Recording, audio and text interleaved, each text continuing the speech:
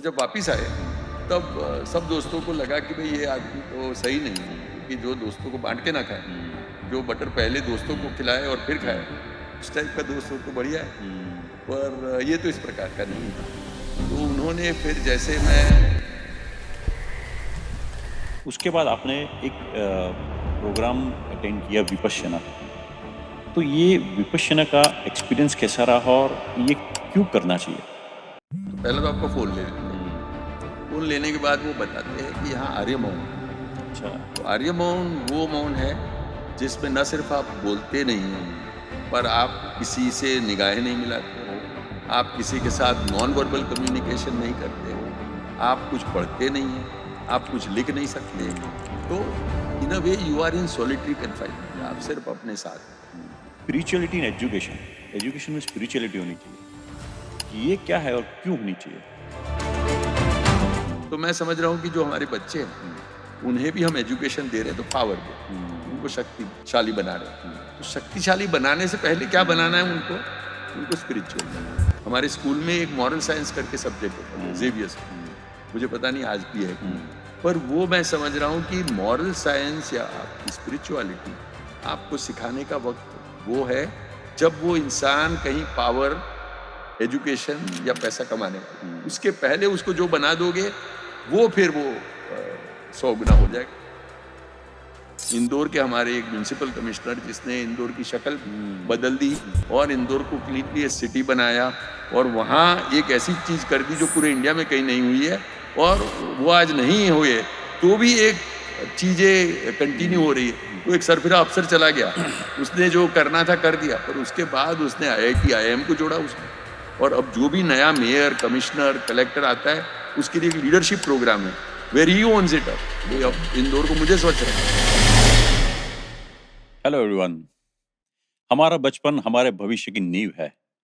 कभी-कभी हमारा बचपन मुश्किलों से गुजरता है, लेकिन ऐसे वक्त पे अगर हम हमारा ध्यान भटकने ना दें, तो फ्यूचर के लिए बेहतर होता है।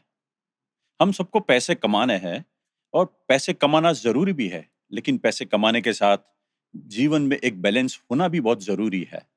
सिर्फ ज्ञान हासिल करना ज़रूरी नहीं है, लेकिन ज्ञान को सही तरीके से बाँटा जाए, तो एक अच्छे समाज की रचना की जा सकती है। मैं ये सब इसलिए कह रहा हूँ कि आज के जो हमारे एक गेस्ट हैं, उनका जीवन संघर्षमय रहा लेकिन जीवन में अपनी एक जगह बनाई और एक ठहराव हासिल किया। ये जो गेस्ट है, वो है श्री नयन भाई परीख। नयन भाई एक जाने-माने बिज़नेसमैन है।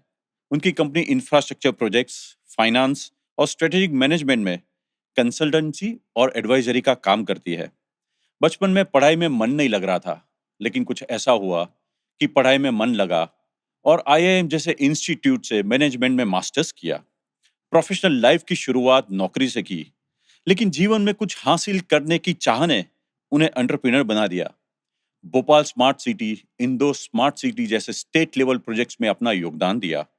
मध्य प्रदेश और छत्तीसगढ़ जैसे राज्य में जाके रोड इंफ्रास्ट्रक्चर, वाटर इंफ्रास्ट्रक्चर जैसे प्रोजेक्ट में अपना मार्गदर्शन दिया। भारत की बाहर की यूनिवर्सिटीज में जाके स्टूडेंट्स और प्रोफेशनल को लीडरशिप, टीम वर्क और टीम बिल्डिंग जैसे विषयों पे ट्रेनिंग दी।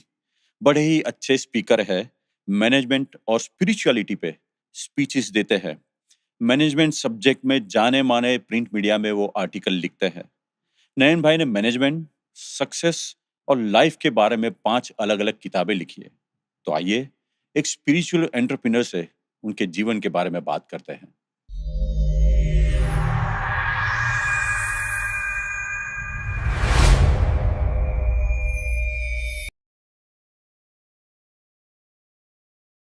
नयन भाई, बिटवीन द लाइन्स में आपका स्वागत है। जब आपको मैं मिला था तो थोड़ी मिनट के लिए आपसे बात हुई, मुलाकात हुई। बातें करते-करते मुझे थोड़ा वो ठहराव जैसा महसूस हुआ आपके साथ बात करते-करते और आपकी बातों से बहुत सारी पॉजिटिविटी मुझे मिल रही थी। सो उस वक़्त मुझे ऐसा लगा कि शायद आप बिटवीन द लाइन्स में आए और आपके जीवन की बातें करेंगे तो लोगों तक ये जो पॉजिटिविटी है, वाइब्स है, एक ठहराव है पहुँच सकता है। तो ये प्रस्ताव मेरा था और आप वो प्रस्ताव लेके आज आए यहाँ पे, आपने हाँ बोला, उसके लिए धन्यवाद। और मैं बहुत ही मुझे ऐसा लग रहा है कि आपके जीवन के जो पहलू है, उसके बारे में हम बात करेंगे, तो उससे हम सबको बहुत कुछ जानने को मिलेगा बिकॉज़ मेरा एक ऑब्जेक्टिव पॉडकास्ट का ये है कि बातें करते-करते कुछ विज़डम लेके आएँ। बिकॉज़ हम सब जानते हैं कि टेक्नोलॉजी वर्ल्ड में इन्फॉर्मेशन, नॉलेज सबको मिलता है। बट एक विज़डम एक ऐसी चीज़ है, जो जीवन से, अनुभव से मिलती है। उसी के लिए हम आज मिले हैं। So once again thank you for coming and saying yes for this podcast. धन्यवाद धोनी जी, आपने बुलाया, प्रेम से बुलाया, बहुत वार्मथ के साथ बुलाया। बुलाते तो है लोग और हम लोग चले भी जाते हैं, पर आई थिंक कोई जो अपने दिल से बुलाता है तो वो पता लगता है। तो आप आए थे ऑफिस, बात हुई हमारी और जिस ओपन हार्ट से आपने बुलाया, उसके लिए मैं ग्रेटफुल हूँ आपको। और मुझे बहुत अच्छा लगा आज आपके साथ बैठ के यहाँ बात करते हुए। और ये स्टूडियो का जो एक वाइब्रेशन है, जो एक एनर्जी है, वो भी आपने कमाल की रखी है। तो मुझे पक्का यकीन है कि अगले 1 घंटे में, 50 मिनट में बहुत सारी बातें होगी। मैं सीखूंगा, आप सीखेंगे, हम लोग बात करेंगे। एंड ये तो एक शुरुआत है हमारा। जो इंटरेक्शन है इससे शुरू हुआ है, पर मैं समझ रहा हूँ कि हम दोनों एक दूसरे के साथ जुड़े रहेंगे कोई ना कोई तरीके से। आपके जो दर्शक है उनसे हम जुड़े रहेंगे। तो धन्यवाद, आपने अपनी ज़िंदगी में, आपके पॉडकास्ट में, बिटवीन द लाइन्स में मुझे शामिल किया। Thank you. नहीं, मैं थैंक यू।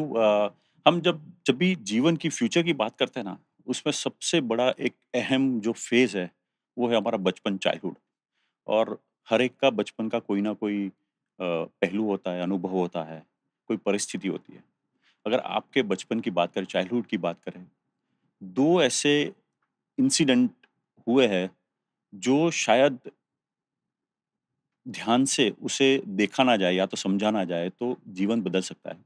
एक, आप जब छोटे थे तब आपके पिताजी का अवसान हो गया और दूसरा, कुछ ऐसा हुआ कि आपके जो दोस्त दोस्त थे, उन्होंने आपसे दूरी बना दी। दे गॉट डिस्कनेक्टेड और शायद आपको बुलाना बंद कर दिया। अब ये एक ऐसा वाक़या है कि अगर बचपन में बच्चे को सही तरीके का कोई गाइडेंस ना मिले या तो उसे सही तरीके से लिया ना जाए, तो डिस्ट्रैक्ट होने के चांसेस है, जीवन का रुख बदल सकता है। बट आपके केस में नहीं हुआ, तो I just want to know कि ये जो 2 चीज़ें हुई कि फादर, आप छोटे थे तब एक्सपायर हो गए और ये दोस्तों के साथ ऐसा हुआ। ये पूरी चीज़ और पूरा वाक़या आपने कैसे मैनेज किया? तो आपने जैसे कहा कि रुख बदल जाता है ज़िंदगी का, जब ऐसी कोई चीज़ आपके साथ होती है जो अ, आपकी अपेक्षा से अलग हो, आपका जो जीवन का एक प्रवाह चल रहा हो, वो एकदम बदल जाता है इससे। तो ये 2 घटनाएँ जो आपने की है, उसके बारे में बात करूँगा। हुँ, तो पहले जो घटना हुई, उसकी पहले बात हुँ, करूँगा, फिर हुँ, दूसरी घटना हुँ, जो जब बनी तब। तो पहले जो घटना हुई, वो दोस्तों के छूटने की हुई। हुँ, तो स्कूल में था मैं, हुँ, सेंट ज़ेवियर स्कूल हुँ, में जाता था, हुँ, मणिनगर हम हुँ, रहते थे। हुँ, तो जो मेरा फ़ोकस था, हुँ, वो ज़िंदगी का पहले समझिए ना, up to 10th hmm, standard, हुँ, वो सिर्फ़ दोस्त थे हुँ, और सिर्फ़ खेलना हुँ, और मज़े करना। हुँ, तो और मेरे 2 बड़े भाई थे, वो भी ज़ेवियर्स में थे। हुँ, और जो मेरे से इमीडिएट बड़े हुँ, भाई थे, वो हुँ, तो बहुत ही अपने क्लास में हुँ, ब्रिलियंट थे, हुँ, पूरे स्टैंडर्ड में फर्स्ट नंबर हुँ, आते थे। हुँ, तो जब मेरा स्कूल में जाना हुआ, तो मुझे समहाउ एजुकेशन में इंटरेस्ट ही नहीं था। हुँ, तो इसीलिए मुझे मज़ा क्या आता था, दोस्तों के साथ खेलना। हुँ, तो एक तो स्कूल में जाते थे और सेंट ज़ेवियर्स में तभी भी, मेरे हुँ, ख्याल से अभी भी होगा, हुँ, स्पोर्ट्स पे काफ़ी फ़ोकस है। यस। तो एक तो पढ़ना है हुँ, और एक्स्ट्रा करिकुलर एक्टिविटी पे हुँ, काफ़ी फ़ोकस है, स्पोर्ट्स पे काफ़ी हुँ, फ़ोकस था। तो इसलिए स्पोर्ट्स तो स्कूल में खेलता हुँ, था, मज़ा आता था हुँ, बहुत। पर वो स्कूल से आके पढ़ने का जो माहौल था, वो मेरा बना ही नहीं। हुँ, तो वो जो स्पोर्ट्स का जो स्पोर्ट्स की कैप थी, हुँ, वो निकली नहीं हुँ, सर से। हुँ, तो जब घर भी आता था, हुँ, तो घर पे आया, हुँ, अपना स्कूल बैग फेंका हुँ, और इमीडिएटली बाहर निकल गया। तो हुँ, स्कूल में मतलब घर आके मुझे लग रहा था घर में क्या जाना, हुँ, सीधा ही चला जाता हूँ। और दोस्त खड़े रहते थे, हुँ, तो दोस्त में एक थोड़ा-सा मैं अच्छा खेलता था, हुँ, तो इसीलिए एक अपने आप लीडरशिप सी पोज़ीशन हो गई थी। हुँ, तो इसीलिए फिर होमवर्क करने का भी टाइम नहीं मिलता हुँ, था। आके थक के बस सो जाऊँगा, हुँ, दूसरे दिन सवेरे फिर 8 बजे उठ के हुँ, स्कूल में चला हुँ, जाऊँगा। हुँ, तो ये मेरा क्रम था हम्म। और मजा बहुत आ रहा था। हम्म। फिर ये हुआ कि हम लोगों ने, दोस्तों ने एक बार तय किया कि कहीं बाहर साइड में एक आध घंटे दूर पिकनिक पे जाते हैं। तारंगा तब बहुत चलता था, तो हम लोग पिकनिक पे गए। तो सब सोसाइटी के बच्चे थे आसपास में, हम सब ने किया कि अपना साथ थोड़ा सा खाना ले जाएंगे, तो ब्रेड, बटर, बाकी का अपना सैंडविच बना लेंगे और मजा करेंगे और शाम को वापस आएंगे। तो गए, तब ये हुआ कि दोस्तों को ये लगा कि मैंने बटर बहुत लगा लिया है ब्रेड पे और बहुत खा लिया है। तो शायद हो भी सकता है कि खा लिया हो, पर इतना ज्यादा ध्यान में नहीं है। पर जरूर उनको लगा कि ये तो मतलब हमारे लिए बटर बचा ही नहीं, ऑलमोस्ट इतना आपने खा लिया। तो जब वापिस आए तब सब दोस्तों को लगा कि भाई ये आदमी तो सही नहीं है, क्योंकि जो दोस्तों को बांट के ना खाए, जो बटर पहले दोस्तों को खिलाए और फिर खाए, उस टाइप का दोस्त हो तो बढ़िया है, पर ये तो इस प्रकार का नहीं है। तो उन्होंने फिर, जैसे मैं घर आया मंडे, हम लोग स्कूल गए, वापिस आया और जैसे स्कूल का बैग फेंक के मैं गया खेलने के लिए, तो उन्होंने सब बिल्कुल शन कर दिया मुझे और बोलने लगे कि ये तो बटर चोर है और आया है, देखो। तो मैंने कहा चलो कोई बात नहीं, खेलते तो है। इसे नहीं, आप तो मत खेलिए, अच्छा। हम लोग खेलेंगे। ओके। तो उन्होंने जो एक वेलकम वाला होता है कि भाई आप आइए टीम में खेलते हैं, उसकी जगह उन्होंने कहा कि नहीं भाई हम लोग, आप आओगे तो हम लोग ने भी अब खेलना बंद कर दिया। तो I knew that I was not welcome. तो मुझे लगा चलो एक आध दो दिन उनको शायद लगा होगा, तो आई ट्राई टू एक्सप्लेन कि क्या मैटर हुई। तो बोले आप तो सेल्फ सेंट्रिक हो और आप ज्यादा मतलब खा लेते हो ये वो। तो मुझे लगा जरूर कि ये उनको कहीं चीज का बुरा लगा है। तो मैंने भी कहा कि भाई कोई बात नहीं, आपको कहीं लगा है तो मैं, हम लोग बटर लाके दूसरी बार मैं लाके हम लोग कुछ कर लेंगे। पर उन्होंने कहा नहीं नहीं वो कोई बात नहीं। तो फिर दूसरे दिन हुआ, दूसरे दिन फिर आया, मुझे लगा एक दो दिन चलेगा, तो दूसरे दिन फिर यही बात हुई। तो ऐसे 3 4 5 दिन मैंने कोशिश की और पांचों दिन मैंने जो अपने ज्यादा करीब थे उसको भी बात करने की कोशिश की, पहले उसको जाके मिला। वो बोले ये तो अब लोगों का मन बन गया है कि आपका जो एटीट्यूड है वो थोड़ा अलग है और जो आपने किया वो तो हम लोगों को नहीं मजा आ रहा है। तो फिर हफ्ते कोशिश करने के बाद मुझे भी लगा कि अब ये नहीं जमेगा मामला। तो फिर क्या करता, और तो कुछ चीज थी नहीं, खेलता था, स्कूल जाता था। तो यहाँ आके यदि कुछ भी करने को नहीं तो फिर घर में बैठना शुरू किया। घर में बैठना शुरू किया तो घर में तो एजुकेशन का पूरा माहौल था। तो फादर उस टाइम में सिडनहम में ग्रेजुएट थे, वहाँ के जो वेस्टर्न इंडिया की तब भी और अभी भी एक अच्छी स्कूल मानी जाती है। यहाँ इंडियन एक्सप्रेस में वो मैनेजर थे। तो बड़ा भाई जो था वो डॉक्टर बनने की तैयारी कर रहा था, पर बहुत ही ब्रिलियंट था, तो वो भी अपने स्टैंडर्ड में पहला आता था। तो इसीलिए जो माहौल था घर में स्टडी का, यदि घर में बैठो आप फिर क्या करोगे। तब तो ज्यादा कोई टेलीविजन इतना था नहीं और भी कोई ज्यादा चीजें नहीं थी, ना फोन था ना कुछ। तो इसलिए घर में बैठो। तो फिर धीरे धीरे एक दो दिन के बाद मुझे भी लगा कि अब क्या करेंगे। तो फिर पढ़ाई शुरू की कि अब कोई अल्टरनेटिव नहीं है, तो खेलना अवेलेबल नहीं है, तो फिर चलो आज क्या पढ़ा देख लेते हैं। तो पढ़ना शुरू किया तो पता लगा कि मेरे तो फंडामेंटल्स ही थे नहीं, वीक तो छोड़िए, पर जैसे मुझे यदि 9th में पढ़ना शुरू करना था तो मुझे तो 6 से शुरू करना पड़ेगा, क्योंकि वो फाउंडेशन में कोई ध्यान नहीं दिया था।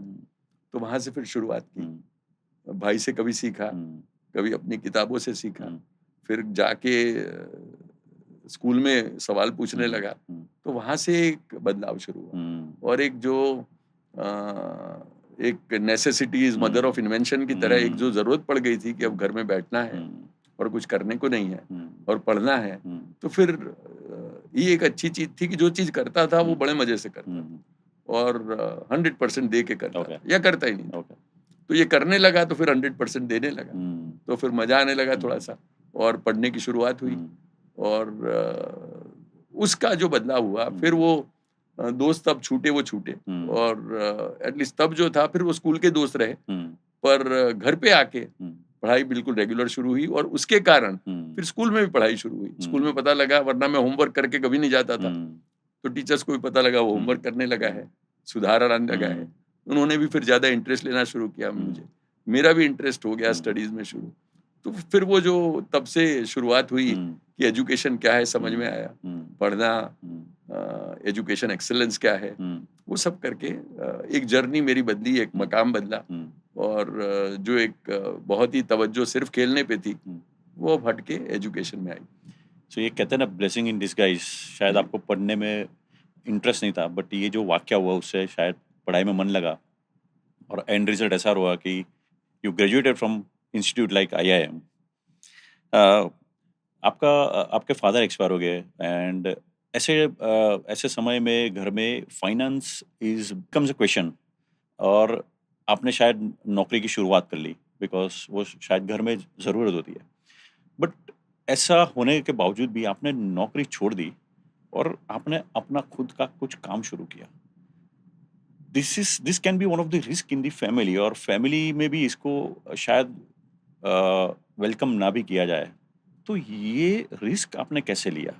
जहाँ पे फाइनेंस की ज़रूरत होती है, आपने कमाना शुरू किया लेकिन फिर भी आपने वो बंद करके कुछ खुद का करना शुरू किया। तो ये सोच कैसे आई? ये रिस्क कैसे लिया? तो एक तो ये दोस्तों के बाद फादर एक्सपायर हो गए जब मैं यंग था।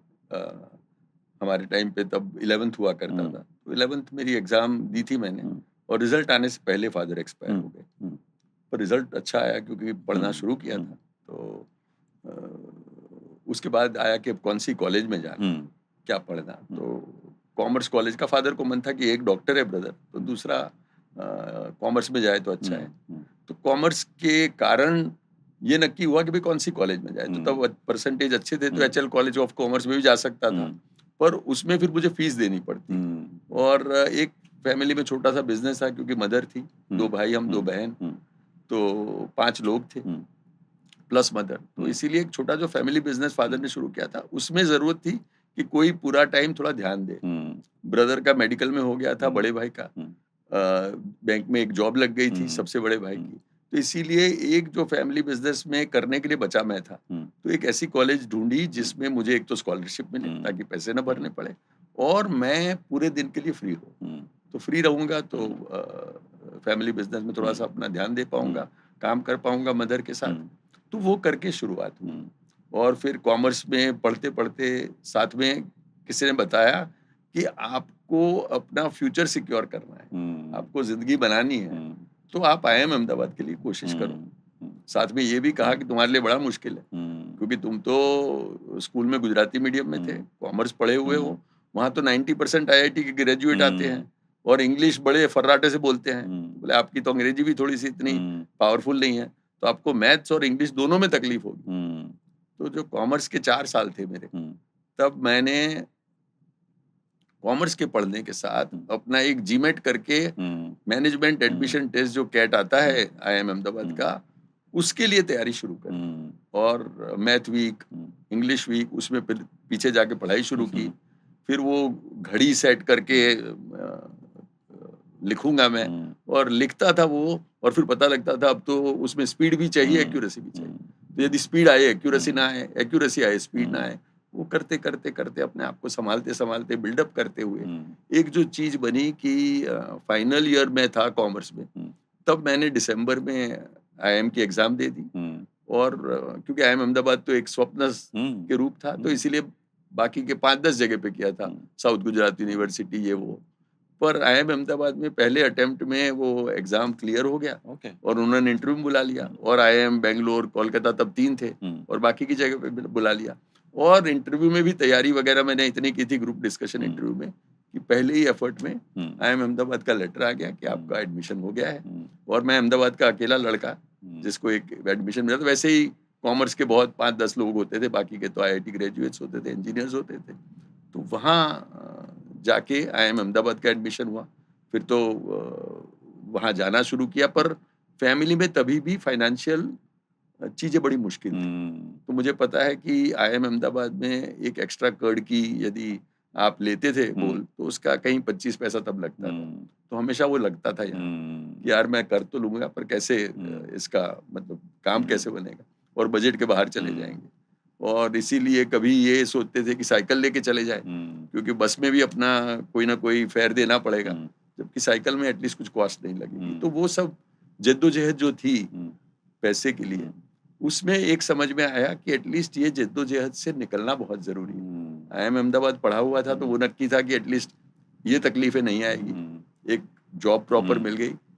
जैसे जॉब मिली तब मैंने नक्की किया था कि मैं जब कमाता हूँ तो आई वुड ट्राई एंड सी कि मेरे जो पैसे हैं वो भी कमाना शुरू करें from the day one. Okay. कि भाई मैं अकेला खुद नहीं कमाऊँगा, एक पैसिव इनकम होनी चाहिए कि जो मेरा पैसा भी कमा रहा है कि नहीं। और मैं सब हमारे जो दर्शक हैं इनको बताना चाहूँगा कि आप खुद कमाएँगे तो 6 बजे बंद करेंगे, 8 बजे तक काम कर सकते हैं। आपके पैसे 24 24 घंटे यदि घंटे नहीं काम। कमाएँगे और मेरे IIM अहमदाबाद के साथ पढ़े हुए जो ग्रेजुएट्स हैं, जो कि कंपनीज़ का बड़ा फाइनेंस संभालते हैं, उनको यदि मैं पूछता हूँ कि आपका खुद का क्या बैलेंस है? या लास्ट ईयर में आपके पैसे पे क्या रिटर्न मिला? तो पता नहीं होगा उनको। अरे बोले ये कहाँ पता है? तो एक जो फ़ोकस था अपने फाइनेंस पे नहीं था। कंपनी पे फ़ोकस था, करियर पे फ़ोकस था, आगे क्या हमारा प्रमोशन होगा उस पे फ़ोकस था, उसके साथ सीटीसी कितनी बढ़ेगी उस पे फ़ोकस था और अपने जो पैसे थे वो छोड़ देते थे, ऐसे ही। और यदि अपने पैसे छोड़ तो मैंने शुरुआत ये की कि मेरे पैसे जो from my first salary I saved some money और वो पैसे तब मैंने एक हमारे दोस्त के थ्रू एक बिल्डर को दिए। मैंने कहा भाई आपको ये लोन दे रहा हूँ और आप क्या इंटरेस्ट दोगे? उन्होंने बोला इंटरेस्ट दूंगा मैं आपको। फिर शुरुआत मैं मानता हूँ कि किसी भी आदमी को यदि पहचानना हो आपको तो उसको पैसा देना चाहिए और यदि लोन देते हो तो आपको उसका रियल कैरेक्टर वो आदमी क्या है वो पता लग जाता है। तो 2-3 महीने तो ब्याज आया, उसके बाद उन्होंने कहा मेरा धंधा अच्छा नहीं चल रहा है, मदर इन लॉ मतलब बीमार पड़ी है, ये है वो है, दुनिया भर की चीजें। वो करते करते मुझे समझ में आया कि पैसा कैसे मांगना, पैसा किसको देना, पैसा वापिस आता है उस पर क्या रिटर्न बैठता है आपका। कभी पैसे की जगह कोई फ्लैट आया, कोई जमीन आई, वो सब करते करते पहले 5-10 साल मैंने अपने आप को काम करने में जितना झोंका उतना ही अपने पैसे को भी काम कराना शुरू कर दिया। तो उसके कारण एक पैसिव इनकम का जो सोर्स आ गया, उससे थोड़ी सी फाइनेंशियल स्टेबिलिटी आई। तो फाइनेंशियल हमारी जो चैलेंजेस थे उससे एटलीस्ट फाइनेंशियल स्टेबिलिटी की बात आई और मुझे ये लगा पक्का कि भाई अब फाइनेंशियली स्टेबल हूँ और एक पैसिव इनकम है, एक पैसे थोड़े इकट्ठे हुए हैं। उसके बाद एंटरप्रेन्योरियल ख्याल है और उसके बाद ये हुआ कि मैं एक लास्ट नौकरी में था, वहाँ बॉस जो ऐसा था कि उन्होंने मुझे परेशान करने में और he was very demanding, he was very aggressive. तो वो जो स्टाइल थी मेरी स्टाइल से बिल्कुल अलग थी। तो इसी के कारण उनके साथ एक संघर्ष शुरू हुआ। तो वो जो लास्ट मेरी काम करने की जो एक सिचुएशन थी वो ऐसी थी जिन्होंने मुझे धकेला कि भाई आप अपने टाइम के मालिक रहो, आप क्या करना है उसके आप मालिक रहो और एक आप एंटरप्रेन्योरशिप में यदि जाएंगे तभी आप अपना नक्की कर पाएंगे आपको क्या काम करना है, कितना करना है, कब बंद करना है, आपके टाइम के आप मालिक हो। आप नक्की करोगे मुझे 6:30 के बाद खेलना है तो आप खेल पाओगे, वरना यदि आप एक नौकरी में हो तो हमेशा एक ये लिमिटेशन रहेगा। तो इसीलिए वो सोच के और फिर एक जो बल था, आपने कहा कि वो फाइनेंशियल तकलीफें होने के बाद आपने कैसे वो निर्णय लिया। तो जब मैं बैठा और वाइफ के साथ बात की कि भाई अब सिचुएशन ये है कि एक नौकरी में मुश्किल आ रही है, मेरी स्टाइल अलग है, बॉस की एक्सपेक्टेशन अलग है, तो क्या करें। एंटरप्रेन्योरशिप मुझे लग रहा है कंसल्टेंसी करूंगा तो चलेगा क्योंकि ऐसे ही मैं सलाह देता हूँ लोगों को, मुझे मजा आता है, उनको भी कोई रिजल्ट मिलता है तो ये कर लूँ। एंड यदि कोई नहीं चला, मैंने कहा 1-2 साल के पैसे मैंने बचा के रखे हमारे पास जो है उससे 1-2 साल चल जाएगा, कुछ नहीं भी आया तो। पर उसके बाद यदि कुछ हुआ तो मैंने कहा IIM अहमदाबाद की मतलब डिग्री है, कहीं ना कहीं नौकरी मिल जाएगी। तो एक सेफ्टी नेट है। अब सेफ्टी नेट का यदि मैं उपयोग नहीं करूंगा, सेफ्टी नेट को यदि यूज नहीं करूंगा, एक्सप्लॉइट नहीं करूंगा तो क्या हुआ सेफ्टी नेट का। मैंने 2 साल के पैसे बचा के रखे हैं, मैंने उस पे कोई रिटर्न आ रहा है वो देखा है, मैंने IIM अहमदाबाद की डिग्री ले रखी है, मैं खुद एक थोड़ा सा अपने आप को मैंने काबिल बनाया है 5-10 साल के अनुभव से।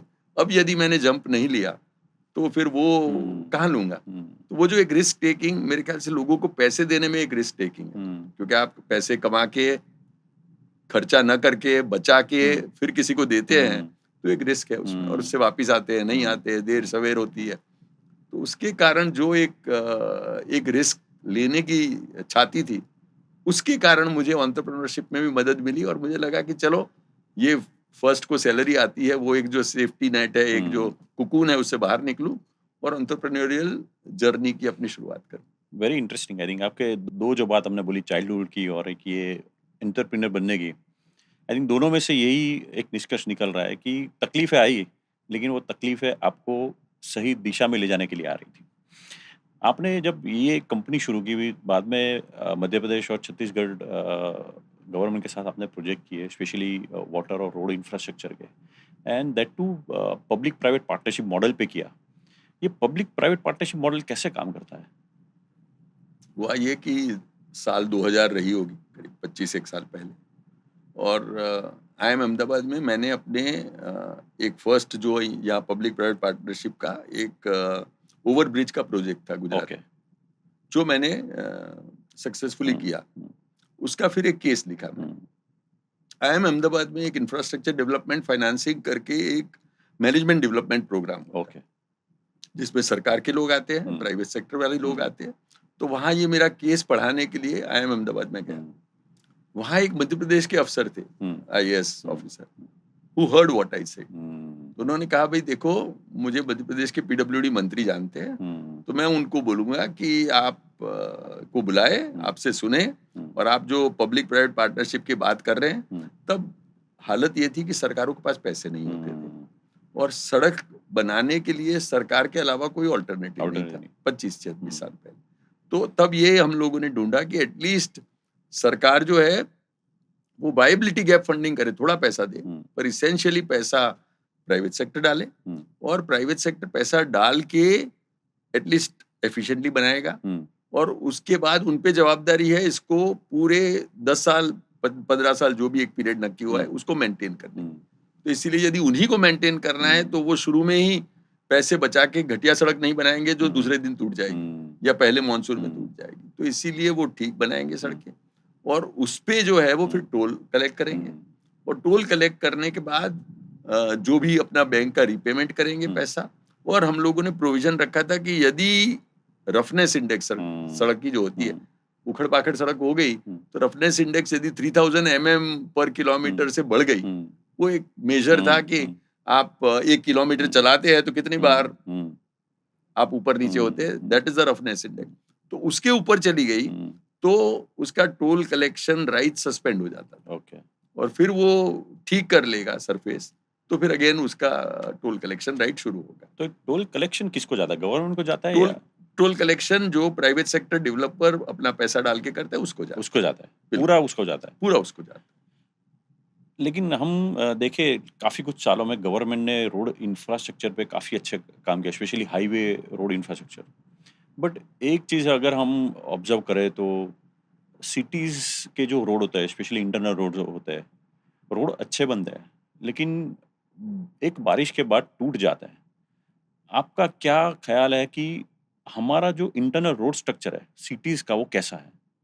सिटीज का रोड, आपने सही बात करी है कि एक मानसून के बाद मुश्किल हो जाती है, और फिर वो उसको बनाने में 6 महीने 4 महीने 3 महीने हो जाते हैं। कभी यदि कोई VIP जाने वाला हो तब सड़क बन जाती है, कोई और चीजें बन जाती है, पर एक आम आदमी को उससे दिक्कत आती है। तो इसीलिए इसके जो सड़क के कॉन्ट्रैक्ट दिए जाते हैं उसमें एक चेंज करने की जरूरत है कि आप वो सड़क के पैसे दो, उसमें कुछ एक % ऐसे रखो जो आप 5 साल में दोगे, पूरा पैसा मत दे दो अभी। अच्छा। और वो 5 साल पैसे तभी दो जब ये आपकी रफनेस इंडेक्स मेजर हो, और यदि रफनेस इंडेक्स ऊपर जाए तो वो ठीक करे, फिर उसको पैसा मिले। तो थोड़ा सा शुरू में पैसा ज्यादा देना पड़ेगा, क्योंकि अब तो क्या उसको बना के भाग नहीं जाना है, उसको 5 साल मेंटेन करना है। पर यदि मेंटेनेंस है तो आपको इस तरीके से सड़क का स्ट्रक्चर करना पड़ेगा प्रोजेक्ट, कि यदि आप बना रहे सड़क, और आपको एक बार सीधा मैं पैसा दे देता हूं तो आपने सड़क बनाई, जितने कम पैसे में, आपका उद्देश्य ये है कि आपका प्रॉफिट मैक्सिमाइजेशन, तो आप 100 रुपया है तो आप कोशिश करेंगे 50 रुपये में बना दे सड़क, और 50 रुपया आपके इनकम रहे। पर यदि मैं कहता हूं कि मैं 5 साल में आपको 75 रुपीज दूंगा, बाकी के 25 रुपया 5 साल में दूंगा, 5 करके, और वो भी यदि सड़क ठीक रही, तो नहीं ठीक रही तो आप ठीक करो, उसके बाद दे दूंगा। तो यदि आप ही को मेंटेन करनी हो और हम्म, आपका पैसा वो हम्म, मेंटेनेंस के साथ जुड़ा हो, हम्म, तब आपके अब मिल इंटरेस्ट में हो जाता है कि हम्म, आप उसको ठीक रखें, हम्म, और ठीक नहीं रखेंगे हम्म, तो आपके कुछ ना कुछ पैसे जाने चाहिए। तो मेरा हम्म, ये कहना है कि जो स्टेक होल्डर है, हम्म, जिसको कोई चीज ठीक करनी है, हम्म, उसी आदमी को कोई पैसे की चपत लगनी चाहिए यदि वो काम नहीं करता है तो। सही तो बोला वो आपने। जो एक जिसकी जवाबदारी है, उसको अथॉरिटी भी हो, जवाबदारी भी हो, और यदि वो जवाबदारी ना निभाए, हम्म, तो उसको कहीं न कहीं कोई पिंच होना चाहिए। हम्म, उसको कहीं न कहीं पैसे रुकने चाहिए। यदि हम स्ट्रक्चर ऐसे करेंगे, क्योंकि इसमें टोल तो है नहीं। हम्म, शहरों में टोल लेना मुश्किल हम्म, है, क्योंकि वो उसके कारण हम्म, सड़क हम्म, में थोड़ा-सा आपको हम्म, रोकना पड़ेगा, ये वो शहर में पॉसिबल नहीं। हम्म, तो इसीलिए शहरों में हम्म, ये एक पीरियड करना चाहिए कि हम्म, 5 साल के लिए, और उसका पैसा भी जो है वो 5 साल में मिलेगा। तो क्या लोग ज़्यादा पैसे माँगेंगे ज़रूर कॉन्ट्रैक्टर, हम्म, क्योंकि उनको मेंटेन करना है। हम्म, उनको पता है कि 1 साल में भाग नहीं जाना है। आपको शुरू में थोड़ा ज़्यादा देना पड़ेगा, हम्म, और हमेशा म्युनिसिपल कॉर्पोरेशन के बजट टाइट रहते हैं। उनको हम्म, बहुत काम करना होता है, पैसे एक हम्म, लिमिटेड है, तो इसीलिए लगता है कि थोड़े पैसे खर्च करके एटलीस्ट सड़क खत्म बन कर गई, चलो लोगों की एक कंप्लेन खत्म हम्म, हो गई, हम्म, एक मुझे ये ओवरब्रिज बन हम्म, गया, कनेक्ट जो मुझे देना था लोगों हम्म, को दे दिया। आप उसको 5 साल के यदि परिप्रेक्ष्य से देखेंगे हम्म, और उसके हम्म। तरीके से स्ट्रक्चर करेंगे, तो मेरे ख्याल से बहुत अच्छा होगा।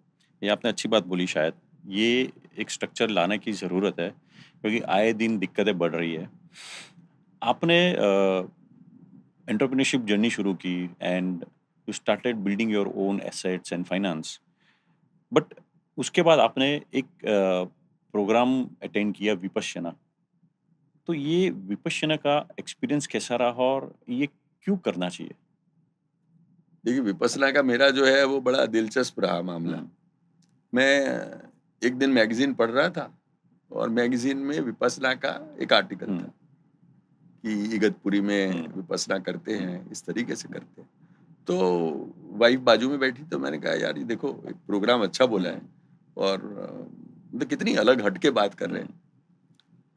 तो ये तो बात हो गई। हुँ, उसके बाद महीने के बाद वाइफ़ ने कहा, तुम्हारा विपस्सना में हो गया है। हुँ, और मैंने कहा, क्या? हुँ। शी सेड, आपने बोला था ना उस दिन अच्छा है, तो मैंने डाल दिया आपका तो। और वो आपके जो ये 16 तारीख से 10 दिन को आपको जाना है, हुँ, और वहाँ का इगतपुरी का सब आपका, वरना कन्फर्मेशन नहीं मिलता है, हुँ, 2-3 महीने लगते हैं, पर इस हुँ, बार ये आपको मिल गया है। हुँ, तो अरे मैंने कहा, पर आपको पूछना चाहिए मुझे। हुँ, नहीं, नहीं, बोले तुम्ही ने बोला था कि हुँ, अच्छा है, तो मैंने हुँ, कर दिया। अब यदि विपश्यना का फिर जा गया मैं, हुँ, तो एक तो पहुँच गया, ये तो हुआ, वाइफ़ का भी धक्का लगा, मिल भी गया हुँ, था।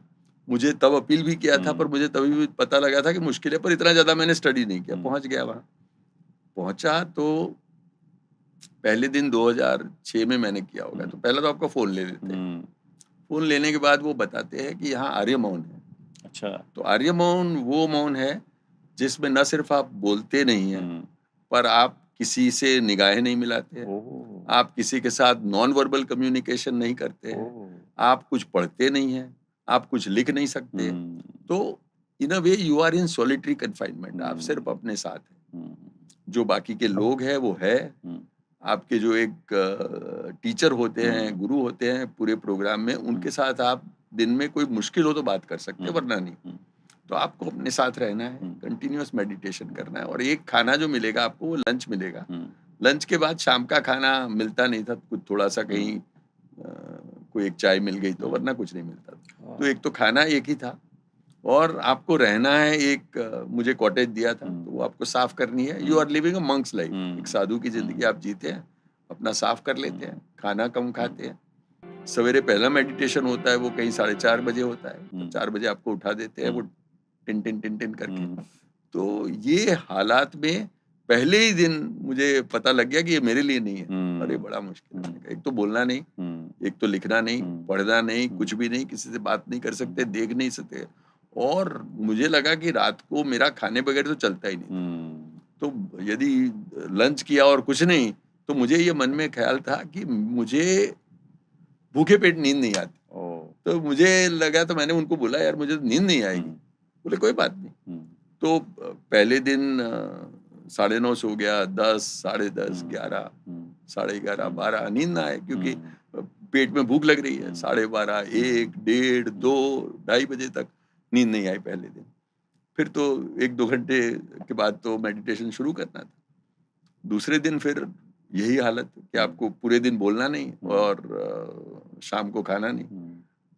तीसरे दिन और तकलीफ, तो मैंने टीचर को तीसरे दिन बोला, मैंने कहा आप मुझे माफ करिए, मुझे तो यहाँ रहना नहीं है, क्योंकि मेरी जिंदगी बराबर जा रही थी। मैंने कहा तो वाइफ ने फंसा दिया, वरना मुझे तो ये कोई करने की जरूरत ही नहीं थी, बड़ा बढ़िया चल रहा है मेरा, अब फंस गया हूँ। तो इससे जब आ गए हो तो एक आध दिन और देख लो, वरना फिर सोचेंगे, एक दिन तो कर, 3 दिन है, चौथा दिन।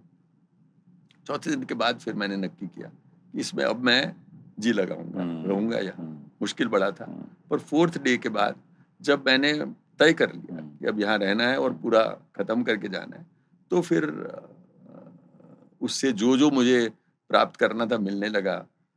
खुद के साथ कंफर्ट का एक आइडिया बन गया, that you are happy with yourself, कि आपको दूसरों के साथ कोई जरूरत के मारे नहीं बैठना है, आपको बैठना है इसलिए क्योंकि आप दोनों साथ में खिल जाते हो, but you are not incomplete without any human being. तो ये जो सॉलिटरी कन्फाइनमेंट है उसमें मैं रहा हूँ, मेडिटेशन तो एक था, पर अपने साथ का जो कंफर्ट था मेरा वो बहुत बढ़ गया। तो आज मैं बिना फोन के, बिना कोई एंटरटेनमेंट में अपने साथ जो मेडिटेशन में बैठ सकता हूँ और उसका जो मजा आता है मुझे, तो आई थिंक वो अपने आप की पहचान अपने साथ हो गई और अपनी दोस्ती अपने साथ हो गई। तो फिर जो मजा आने लगा खुद के साथ, तो कभी कभी गलत कंपनी हो तो आपको लग रहा है कि उससे मैं अकेला रहूंगा, पर ये चीज मेरे से नहीं सहन होगी। तो वो जो है कि एक अपने आप के साथ बहुत ही ज्यादा कंफर्ट और मजा है, वो मैंने विपस्सना से सीखा। I think you're talking about introspection, talking to self, and I always believe that our journey is from introspection to transformation. तो क्या विपस्सना के बाद आपके जीवन में कोई बदलाव आया? विपस्सना के बाद खुद के साथ मजा आने से शुरू हो गया। दूसरा मेडिटेशन का मजा आने लगा, पर मेरा मेडिटेशन जो है वो फिर विपस्सना के मेडिटेशन से थोड़ा अलग हो गया। विपस्सना बहुत ही स्ट्रेट जैकेटेड, बहुत ही स्ट्रिक्ट, बहुत ही रूल्स के साथ चलने वाली बात है, ये कर सकते हैं, ये नहीं कर सकते, और वो बहुत ही सख्त तरीके से वो लोग इम्प्लीमेंट करते हैं। तो मेरा जो मेडिटेशन है अभी वो मजे का मेडिटेशन है, पर हर रोज थोड़े दिन मैं थोड़े टाइम अपने साथ बैठता हूँ। मॉर्निंग में हुआ तो 15-20 मिनट, जितना कभी आधा घंटा, depending on when I wake up. मेरा सोने का टाइम नक्की है कि 9:30 को आसपास सो जाता हूँ, पर उठने का टाइम वो है जब शरीर को पूरी स्लीप मिल जाए एंड शरीर फ्रेश हो जाए। तो कभी आज जैसे 4:30 को उठा था, कभी कोई 5:30 भी हो सकते हैं, कभी 5 हो सकते हैं। तो जब भी शरीर पूरा रेस्ट ले ले तब फिर उठूंगा, तो तब एक मेडिटेशन थोड़ी देर अपने साथ बैठता हूँ। पर जो मजे का मेडिटेशन है वो संडे का या हॉलीडे का है, जब छुट्टी होती है, जितनी भी छुट्टी हो, जैसे दिवाली हो तो 4 दिन छुट्टी हो, तो वो हमारे यहाँ बाहर गार्डन में मैं नेचर में अपना पथारी डाल के बैठते हैं, और फिर वो जो मेडिटेशन होता है वो करीब 8:30 के आसपास शुरू होता है और 11:30, 12, 12:30, तो वो 3-4 घंटे जो है वो नेचर के साथ बिना कुछ करे, टोटल कंफर्ट। और उस घड़ी पे मुझे पक्का यकीन है कि मेरे से ज्यादा सुखी कोई आदमी हो ही नहीं सकता। तो इसीलिए यदि कोई उसमें इस टाइम में मुझे बोले कि मुझे यदि मुकेश अंबानी के साथ या कोई दूसरे के साथ यदि जिंदगी स्वैप करने का मौका मिले, तो मैं किसी के साथ स्वैप नहीं करूँगा। वो इतनी खुशी उसमें मिलती है, इतना पीस मिलता है। तो वो मेडिटेशन में वो बोलता हूँ कि आप हाईएस्ट ROI उसमें है, आप कुछ भी ना करें और दुनिया की कोई चीज आपसे परे न रहे। Whatever you need in life, whatever you want in life is available to you, doing nothing and getting everything। इसलिए वो एक जो अंदर आनंद, मजा, शांति आती है, मेरे ख्याल से वो पूरे फिर 3 घंटे के बाद पूरी दिन में वो रहती है। और जो मॉर्निंग में पॉजिटिव थॉट उसके साथ डालता हूँ। मैं समझ रहा हूँ दूसरी समस्या हमारे लोगों की सबकी एक ये है कि हम जो है, हमें पता है हम क्या पहनते हैं। जैसे आज यहाँ ये पॉडकास्ट के लिए आया था तो वाइफ वुड टेल यू कि भाई ये पहनना है, ठीक से जाना। आप क्या खाते हैं वो पता है, आजकल हेल्थ का बहुत चल रहा है, तो आप क्या खाते हैं क्या नहीं है वो, पर आप क्या सोच अपने आप में डालते हैं। What are your main thoughts. मैं यदि किसी को पूछता हूँ कि आज का तुम्हारा मेन थॉट क्या है, या इस महीने का मेन थॉट, या इस साल का मेन थॉट क्या है, और मैं जो नजदीक के लोग होते हैं उनके साथ बर्थडे पे डिस्कशन करता हूँ, तो मैं हमेशा पूछता हूँ what are your main thoughts, and most of the people can't tell me. They can tell me कि मैं राइस नहीं खाता हूँ, मैं रोटी खाता हूँ, मैं ये नहीं खाता। तो आपका यदि रोटी हर रोज खाते हैं, कौन से थॉट्स आप हर रोज डालते हैं? तो मॉर्निंग में जब 40 मिनट चलता हूँ तो फोन नहीं होता है, और जो मैं कॉन्शियसली अपने थॉट को, हेल्दी थॉट्स को अपनी जिंदगी में लाता हूँ, उसके कारण जो एक आनंद रहता है, तो मैं तब बोलता हूँ मैं किस चीज के लिए ग्रेटफुल हूँ, how I have the best human beings around me, how I am grateful to Dhvani Dholakia for inviting me here, how I am blessed by whatever is happening in that day, and how especially I rejoice in what happens against my wish. मेरी मर्जी के खिलाफ जो होता है, उसके लिए तो मैं सबसे ज्यादा धन्यवाद अदा करता हूँ, क्योंकि मेरी जिंदगी में तो मैंने देखा है,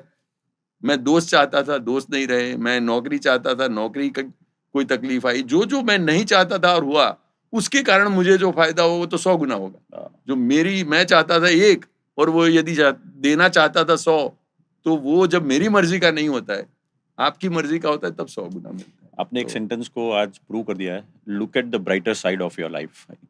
वेरी नाइस थॉट। आप काफ़ी बार आपके स्पीचेस में या तो आपके राइटिंग में एक चीज़ हमेशा आप बताते हो कि स्पिरिचुअलिटी इन एजुकेशन, एजुकेशन में स्पिरिचुअलिटी होनी चाहिए। ये क्या है और क्यों होनी चाहिए? मैंने एक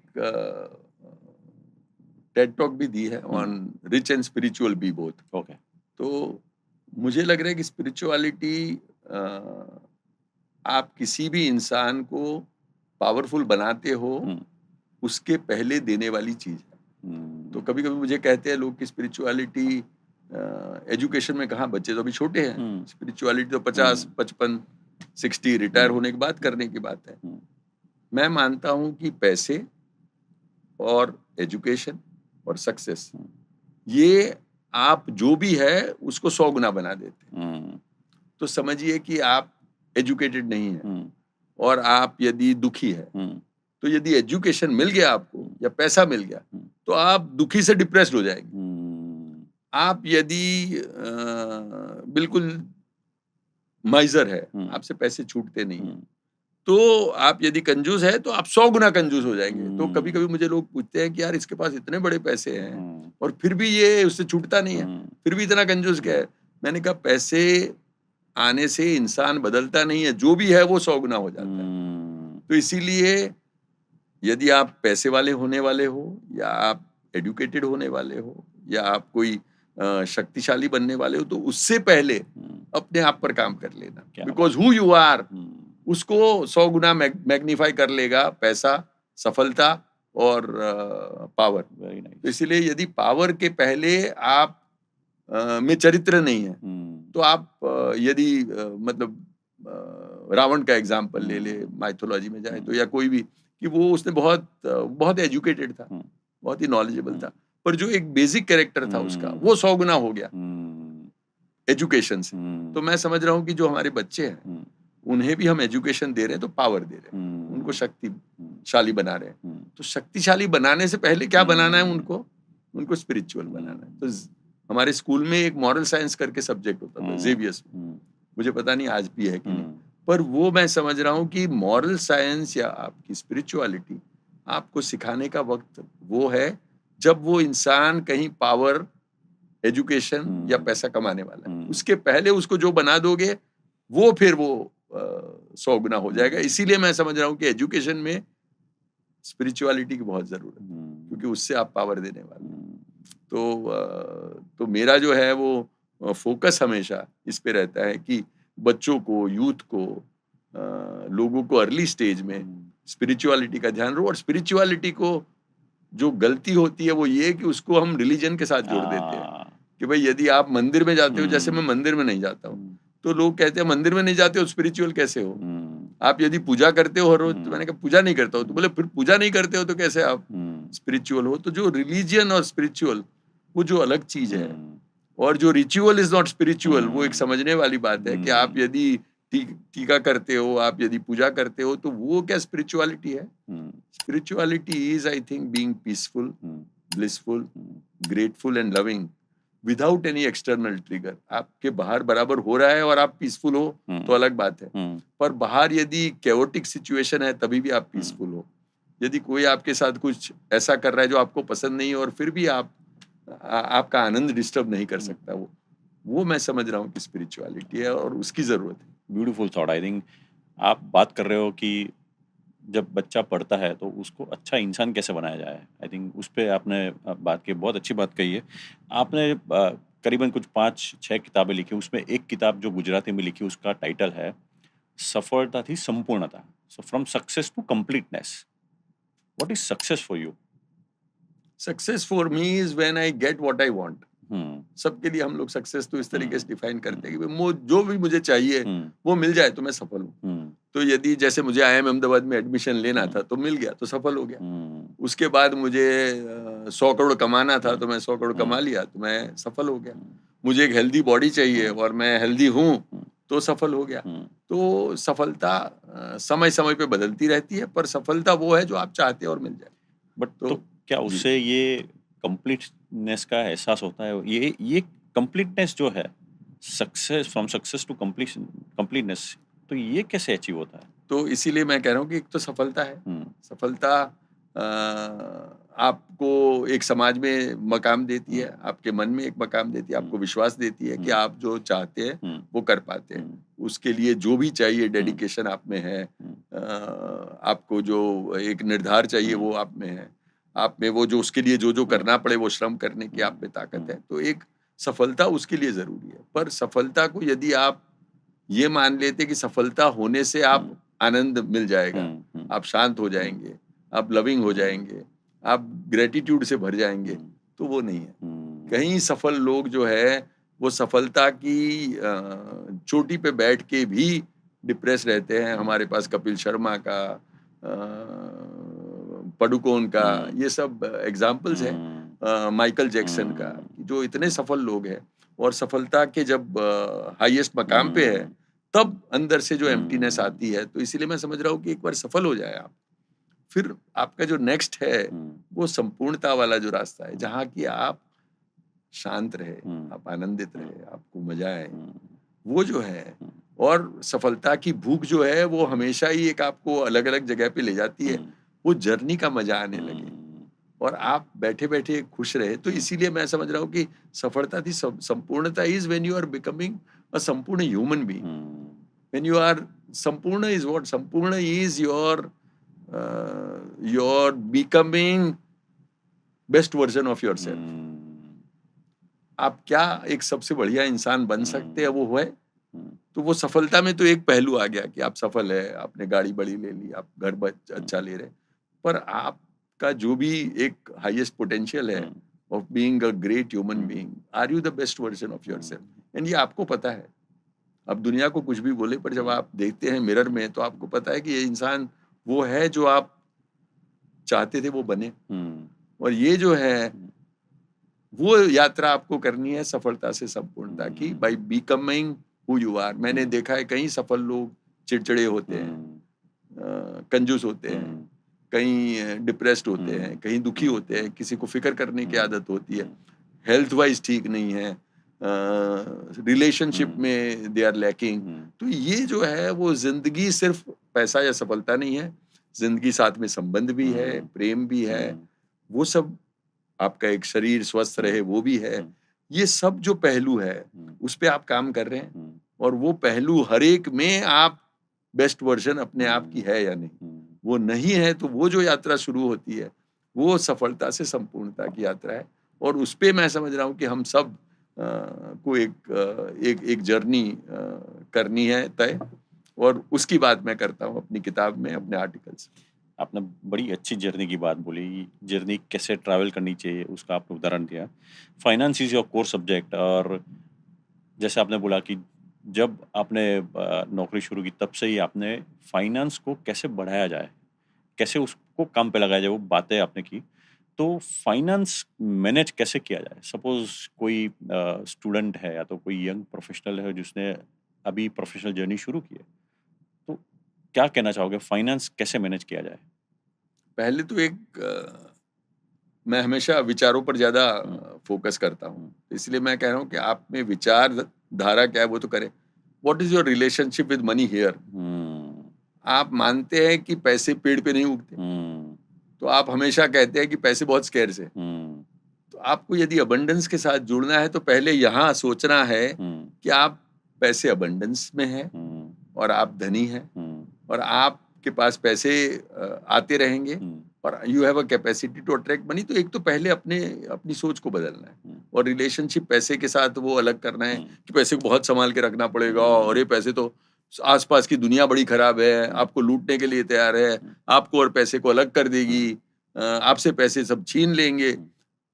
आपके अंदर के डायलॉग क्या है?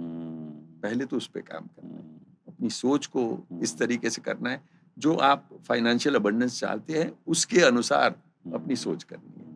तो वो दैट इज स्टेप, वो करने से कई चीजें अपने आप हो जाती हैं। जैसे आपका पैसे के साथ एक संबंध बना जो पॉजिटिव है, जो नर्चरिंग है, जो अबंडेंस वाला है, तो आपकी हर एक्टिविटी में वो आता जाएगा। तो दूसरा फिर करना क्या है कि आपको अपने पैसों को काम पे लगाना। तो इसीलिए हमेशा आप अपने आप को काम पे लगाएंगे। यदि बारिश होगी तो भी जाएंगे, तबीयत खराब होगी तो भी काम करेंगे।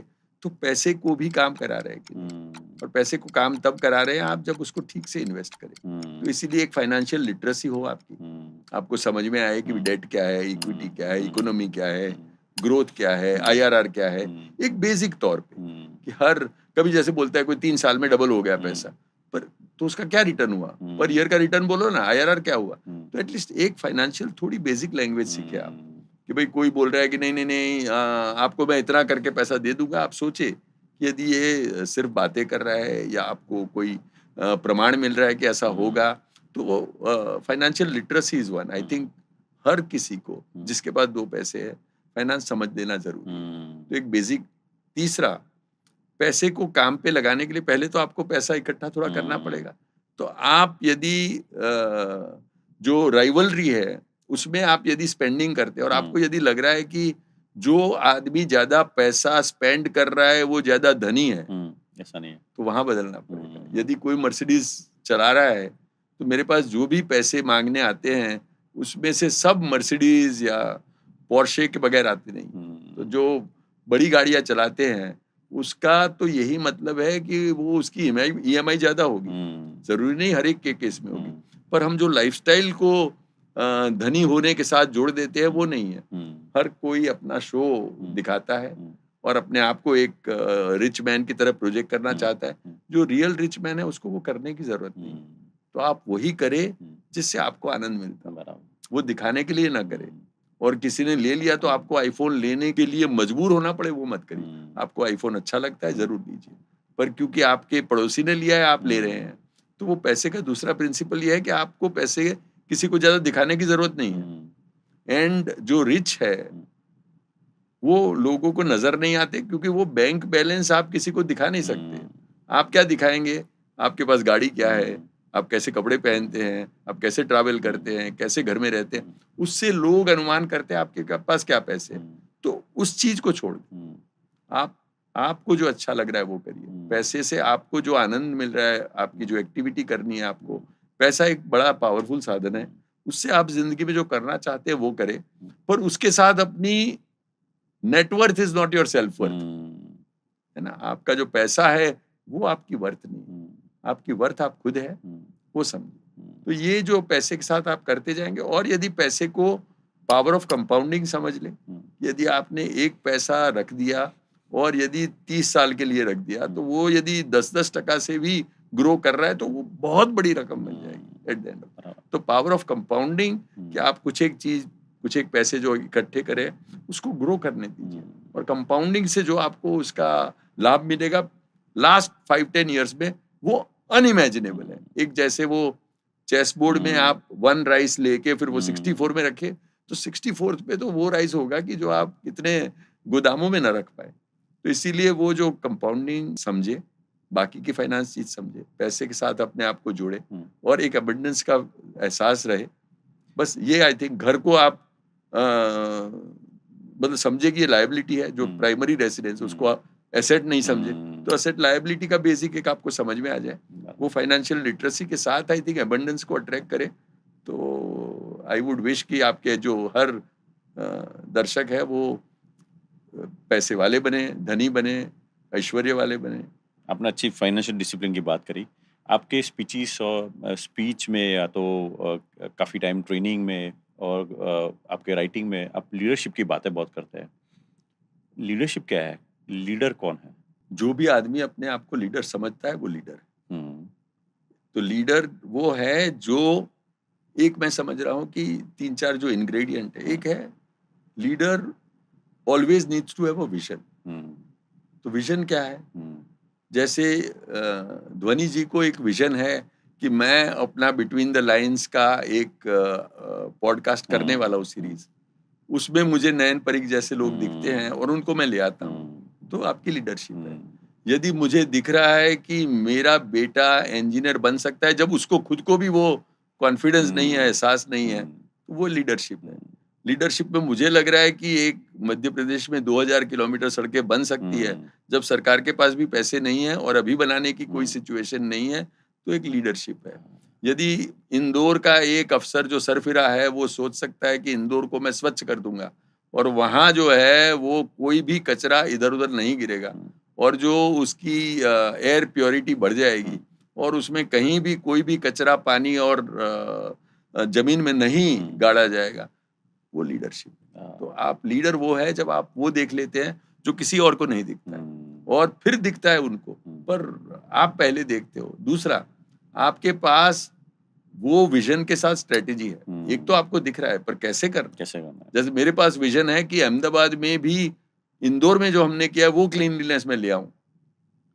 स्ट्रैटेजी भी पता है कि कैसे किया, क्योंकि हुँ, हमने वहाँ किया हुआ है। तो हुँ, तीसरा है पर्सुएशन। हुँ, आज मैं यहाँ मुख्यमंत्री को बिल बोल के उनको यदि कन्विंस कर पाया हुँ, या म्युनिसिपल कमिश्नर को इसके बारे में एक्साइट कर पाया, तब तो हुँ, होगा। हुँ, तो एक तो विज़न, फिर कैसे करना, हुँ, स्ट्रैटेजी से आपको पता लगता है, ये जो आपके मन में है वो कैसे हो जाएगा। हुँ, और स्ट्रैटेजी के बाद पर्सुएशन। हुँ, पर्सुएशन इज़ कम्युनिकेशन। हुँ, तो आपने जैसे कर तो लिया कि भई मुझे नयन पारिक को लाना है और आप तो इतने बढ़िया गेस्ट को ले आए हैं, हुँ, फिर उनके साथ बात करना, हुँ, कोई तरीके से कम्युनिकेट हुँ, करना, उनको पर्सुएड करना। हुँ, जैसे मैं तो पर्सुएड हो गया, पर हुँ, आपको जैसे मुख्यमंत्री को लाना है हुँ, कल, तो और पर्सुएशन चाहिए। हुँ, आपको प्रधानमंत्री को लाना है और हुँ, चाहिए, हुँ, आपको शाहरुख खान को लाना है तो हुँ, और चाहिए। हुँ, तो मैं समझ रहा हूँ कि आपके जो भी विज़न है, हुँ, फिर स्ट्रैटेजी हुँ, कि शाहरुख खान के पास कौन उनके दोस्त है जो हुँ, आपके भी दोस्त है, उनके थ्रू पहुँच हुँ, जाए और फिर उसके बाद उस पे लगा रहना। हुँ, वो कहते हैं कोशिश करने वालों की कभी कभी हार हार नहीं। नहीं होती। तो मैं सब दर्शकों को वो बात कहना चाहता हूँ कि उस पे लगे रहना, हुँ, वो एक बात है। हुँ, जो हरिवंश राय जी ने कहा है हुँ, कि असफलता एक चुनौती है, उसे स्वीकार करो, स्वीकार करो। क्या कमी रह गई देखो देखो और सुधार करो, सुधार करो। जब तक न सफल हो नींद नींद चैन चैन की को त्यागो त्यागो तुम, तुम, खेल संघर्ष का मैदान छोड़कर छोड़कर मत भागो तुम, कुछ किए बिना यूं ही जय जय जयकार जयकार नहीं नहीं होती। होती, कोशिश करने वालों की कभी हार नहीं होती। बड़ी अच्छी बात बोली है। कोई एक लीडर जिसको आप मानते हो? मैं समझ रहा हूँ कि इतने सारे लीडर हुँ, मैंने देखे हैं, जैसे आपके सबके लीडर होते हैं, जैसे mother was my leader hmm, because I think she taught me hmm, how to conserve money, she hmm, taught me how to face difficulty. Hmm, She lost her husband very young when my father died, and she still kept 5 of us safe. वाह!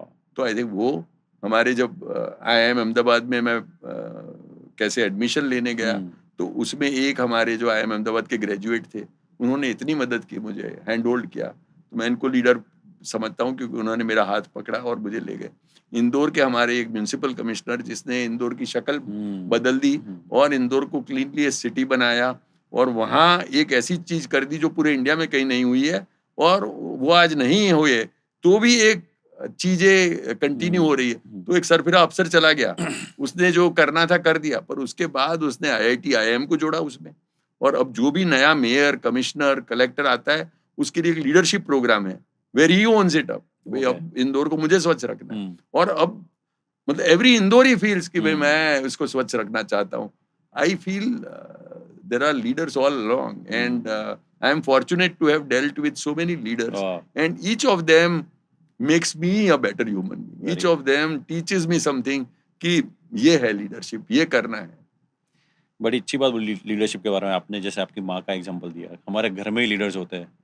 आखिरी बात, आपके अनुभव और जीवन से younger generation को क्या कहना चाहोगे?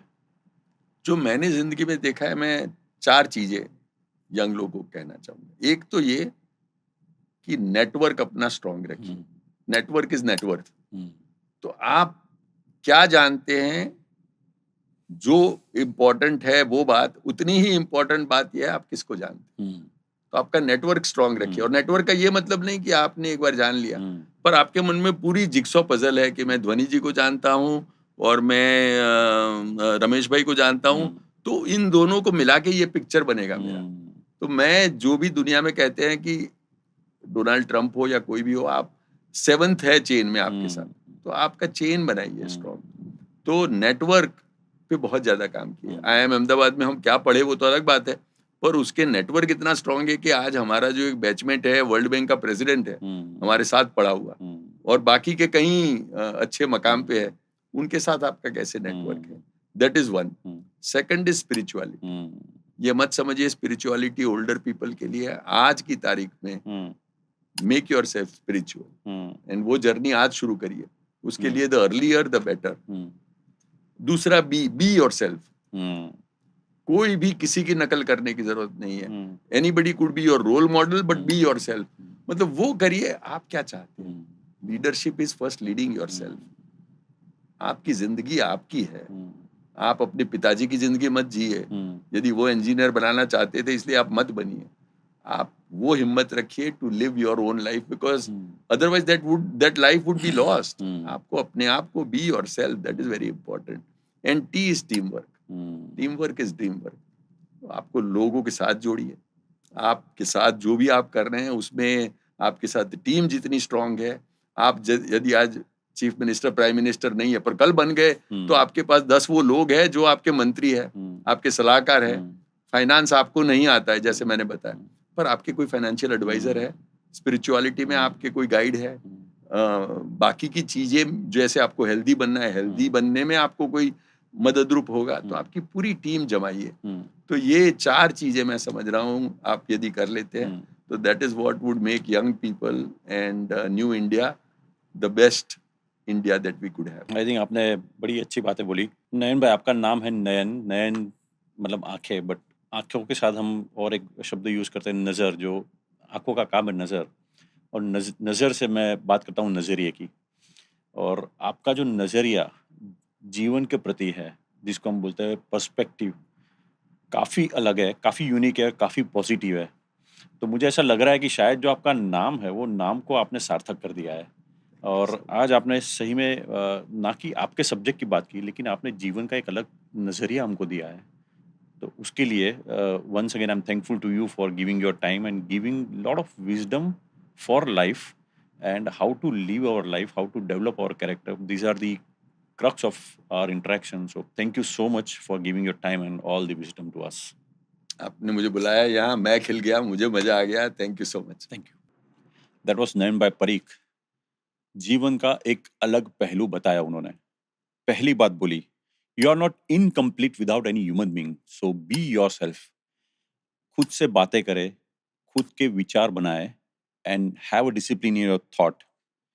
Be spiritual. Spiritual का मतलब है खुद के साथ समय बिताए, अपने विचार को और अच्छे बनाए, और जीवन में सुख और शांति का एहसास होना जरूरी है। बात करते करते उन्होंने 2 वर्ड यूज किए, स्पीड एंड एक्यूरेसी। सो जो भी काम करते हैं उसके लिए speed and accuracy is very important. And he talked about on investment, financial discipline. So अगर आपके पास पैसा है तो पैसे को काम पे लगाए और अपना फ्यूचर बेहतर बनाए। So these are the learnings and takeaway from today's session. So once again we are thankful to Nayan Bhai Parikh